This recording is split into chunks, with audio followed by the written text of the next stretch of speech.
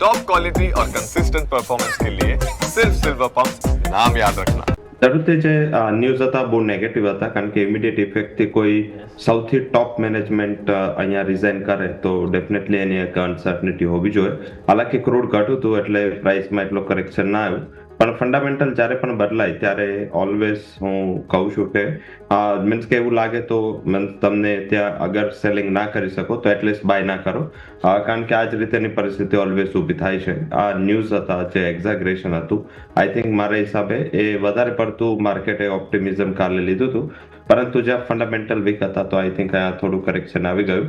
આ જે પણ ક્રૂડ ઓઇલ વધી રહ્યું છે એનું પહેલી નેગેટિવ ઇમ્પેક્ટ છે એવિએશનને થશે, કારણ કે એક તો રૂટ ચેન્જ કરવો પડ્યો છે, સાથે એમને રૂટ ચેન્જ કરવાથી કોસ્ટ વધી રહી છે, સાથમાં જે પણ કન્ટ્રી ઉપરથી ફ્લાય કરવાનું છે એ પોતાની રેટ વધારી રહ્યા છે, અને એટીએફના એવિએશન ટર્બાઇન ફ્યુલના પ્રાઇસ વધી રહ્યા છે.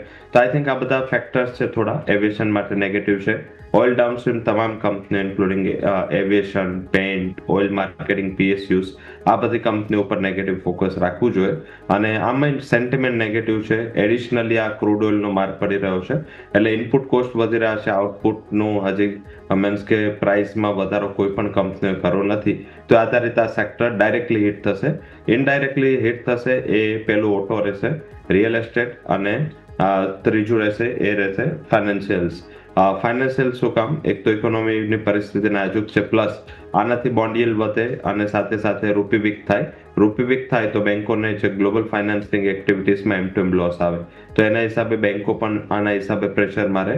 ઓટો ઓલવેઝ સેન્સિટિવિટી ક્રૂડના પ્રાઇસ સાથે હોય છે. આમ પણ ઇકોનોમિક સેન્ટિમેન્ટ ખરાબ થાય ને જો રેટ હાઇકની પરિસ્થિતિ ઊભી થાય તો અહીંયા બી એક નેગેટિવ ફેક્ટર થાય, ને સેમ એ રિયલ એસ્ટેટ માટે પણ નેગેટિવ છે. એટલે ક્રૂડનું વધવું એ મારા હિસાબે ખાલી એક સેક્ટર, બે સેક્ટર નહીં, એઝ એ ઇકોનોમી 6 થી 7 એવા મેજર સેક્ટર છે જેને હિટ કરે છે, જે આપણને દેખાઈ પણ રહ્યું છે.